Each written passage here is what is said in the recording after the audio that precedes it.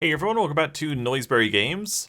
Today I'm going to be taking a look at a new game called Tokyo Scramble. This game was released on Nintendo Switch 2 on February 11th, 2026. Its regular price is $29.99 Canadian, or your regional equivalent, and it's developed by Adglobe Inc. and published by Binary Haze Interactive. These names possibly might sound familiar to you. Adglobe worked on Ender Magnolia, which was the second game in the Ender Lilies series. Nintendo's website only says that Adglobe developed Tokyo Scramble and Ender Magnolia, but Steam says that they also developed the first Ender Lilies game. That the Ender Lilies games were Metroidvania Souls-likes, kind of. This is very much not that at all. Tokyo Scramble is a stealth puzzle platformer. You play as Anne, and she is on the train in Tokyo on her way to meet her friends, when suddenly there's a big rumbling, she blacks out, she wakes up underground, she's gone into a sinkhole in the middle of Tokyo, and very quickly she finds that there are these weird, mutated dinosaurs around her underneath Tokyo. And because you're just playing as a teenage girl who is just on her way to meet up with her friends in Tokyo, she doesn't even have a bag or anything, you can't fight back against the dinosaurs. So, as I said, it is a stealth action, or a stealth puzzle platformer. The store page says it's stealth action. I mean, it's action because you have to, like, run away, but like, you can't really do very much. So I would call it a stealth puzzle platformer, sort of. As Anne, you do come equipped with a smartwatch, which has a variety of very, very niche apps, and I mean very niche. There's no Spotify or anything, or Apple Music, that's the one I use, on her smartwatch. Instead, she's got apps that fold up basketball hoops, drop motorcycles out of the sky, just, normal things that, everyday things that you've got apps for, of course. The game is divided up into fairly short chapters. There are, according to the store page, 22 chapters. At the time of recording, I played for 3 hours and I was on chapter 13. I did see that one other person has, at the time of recording, they streamed their whole playthrough of it and put it all into one YouTube video. And that was 8 hours long, and this was obviously just the VOD of them playing. So when they got to the part that I was at, they were about 4 hours in. So presumably it would take me about 3 more hours to finish the game. So 6 hours for me in total. It was 8 hours for him in total. You're probably looking for about a 6 to 10 hour experience here. When you start it up, you're able to choose between Japanese and English voices. I just put it on Japanese, called Tokyo Scramble, set in Japan. I thought it would make sense. But I instantly noticed that the lip syncing was all for the English dub. So right at the beginning, the camera's like on Anne's face and she says, "Where am I?" Something like that.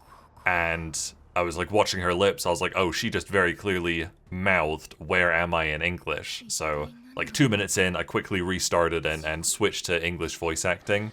The English voice acting is okay. Anne is fine.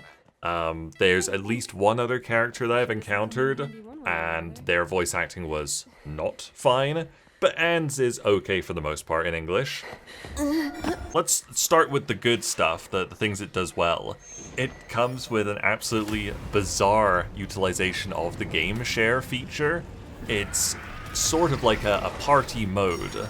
Basically, if one of you has the game, you can then share the experience with other of your friends who have a Nintendo Switch 2, even if they don't have the game.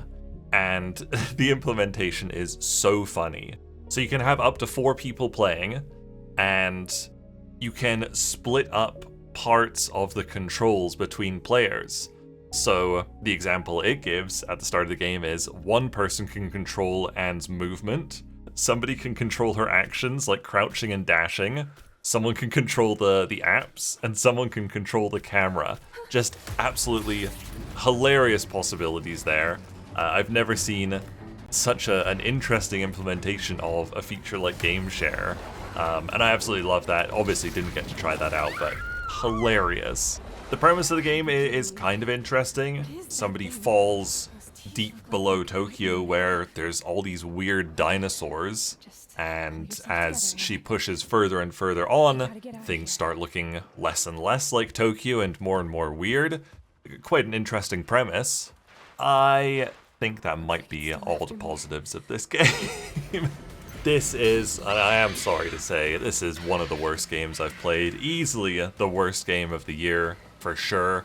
Very likely one of the absolute worst I've played. I mean, I've played some stinkers in my time, but this is pretty dreadful. I mean, there are just so many issues with the game. I think the core gameplay is just kind of flawed all around. Because it's a stealth game, Anne dies in one hit. If she alerts a single dinosaur, they will just come and kill her. You know, no questions asked. And it just felt like the only way to succeed was to trial and error and just get killed over and over until you could see, oh, I obviously have to go to this bit here and do this thing and then go to this bit here and then I'll have made it through. And yeah, I found I was racking up deaths so quickly.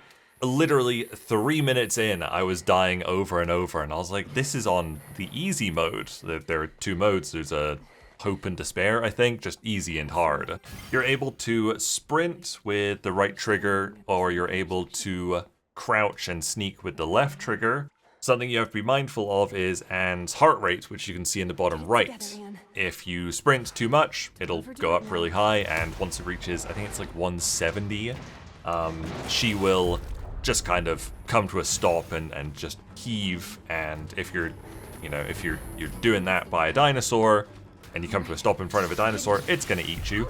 Some levels I found, 2 or 3 of the levels, I found I was able to just sprint through and just avoid everything, avoid doing any puzzle solving, which was probably the best part of the game. But most of the time it really was just repeatedly dying, trying to figure out, like what line is safe to take, what route is safe to take, and what is gonna get me killed. I did find it, especially in the first half of the game, that every other level it would introduce a new dinosaur with a new mechanic. Like the first ones you encounter, they can see you, and if they see you, they'll run you down and eat you. The next one you encounter is like a big bat thing, which doesn't have very good eyesight, but every once in a while it'll stop and perk up its massive ears, and if you're making so much as a tiny movement during that, it'll, hear you, it'll come track you down. But then towards the end of the first half, most of the levels were just like, oh, here's every enemy, all mashed together, and you have to wend your way between them and being mindful of all their unique peculiarities. And it just felt like they could have been a bit more creative with enemy placement and level design. Outside of the actual premise that I thought was interesting, the story is bizarre. Like I said, Anne was on her way to meet up with her friends, and she's got her phone with her and her smartwatch. And at the start of every level, she briefly gets a little bit of cell service, so she's able to text her friends. And these conversations with her friends are so strange. Like the very first one, bear in mind Anne has just fallen through a sinkhole and is surrounded by dinosaurs. She is in very grave danger. She manages to text her friend Haru, and she's like, oh, I'm alive. I've fallen into a sinkhole and there's dinosaurs everywhere, but I'm alive. And Haru's like, oh, that's great you're alive, but actually, you, aren't you leaving me to go to America?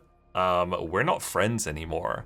And I was like, is this really the time for this kind of nonsense text messaging? And at the start of every chapter, you get these little text message conversations with either Haru or other friends or the whole friend group. And as Anne is fighting for her literal life below Tokyo amongst the dinosaurs, all her friends want to talk about is just their various dramas. Someone's got a crush on someone, but it's an unrequited crush, just wants to vent a little bit. But just the things they talk about as Anne is fighting for her life, it's just bizarre that Haru would say, I'm still mad at you for wanting to leave Japan. It's not really the time for that kind of conversation. And because these text conversations are the only way to try and establish the characters, the game very, very much tells and doesn't show the characters and I don't know, their past. Like one of them, Anne has a brother called Ray, who's obviously close to the friend group, and at one point Haru says that she's gonna tell Ray all about this, and Haru's like, oh, you know, I wasn't able to get through to him, I was worried something happened to him. And Haru's like, as if, this is Ray we're talking about. He's always watched over you, ever since we were kids. Watched over all of us, really. And it's just, I feel like you could have, especially because more is revealed about Ray as you play further on, I feel like you could have left out a good bit of the telling there, and just showed it later on. And yeah, just every text conversation at the start of a chapter is both inappropriate for the level of danger that Anne is in, and just very much a little exposition dump that is also quite unnecessary. A big thing is that the game is shockingly locked to 30 FPS. This is not available on the first Switch. This is a Switch 2 exclusive, and I was just baffled when I saw it running at 30 FPS. It doesn't look very good. There are far better looking Switch games that run far better. No graphics options whatsoever, you've just got a brightness level, and like I said, and you've probably seen it by this point, the game does not look good enough to justify not being at 60 FPS.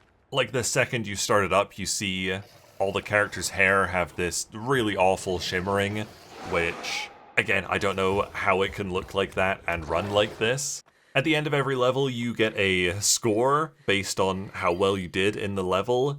I very, very quickly decided not to go for bonus objectives. They would just be like, drop a car on a goblin or something like that, and I was just always, I need to get to the end of this level and beat it so I can do a video on it.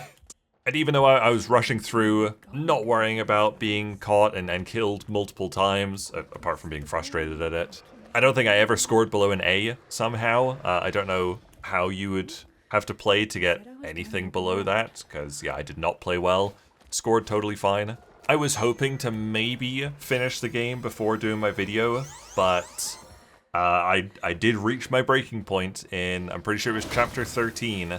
There was a very, very frustrating part that I was stuck on for 20 minutes, and I just finally had enough and closed it out. I was literally like shouting at my computer screen when playing through it. It was just so bad. It was the worst level. I thought I'd seen others previously that had been the worst, but for the most part, I would be stuck on a level for like 15 minutes at most. I was stuck on this one part of this level for 20 minutes, and it was just far too much for me, and I had to give up.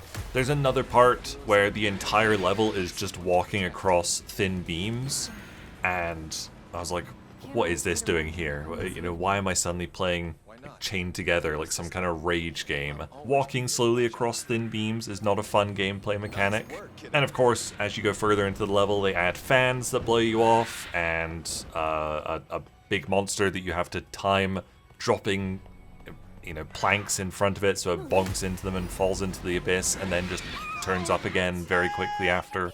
Another one was a super forced stealth mission where you have to run from patch of grass to patch of grass as these super speedy enemies are running around you, and if they spot you, they instantly kill you.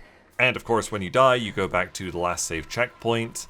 Most of the checkpoints are not very good, but it really stung in this one with the patches of grass, because you would have to go to a patch of grass, wait for like 4 enemies to run past you, go to the next patch of grass, wait for the 4 enemies to pass you, go to the next patch of grass. You have to do this like 4 or 5 times, and if you messed up, you would have to go back to the start and do all those patches of grass again. Very, very irritating. It really is a dreadful game. I don't know if I managed to get it across in this video.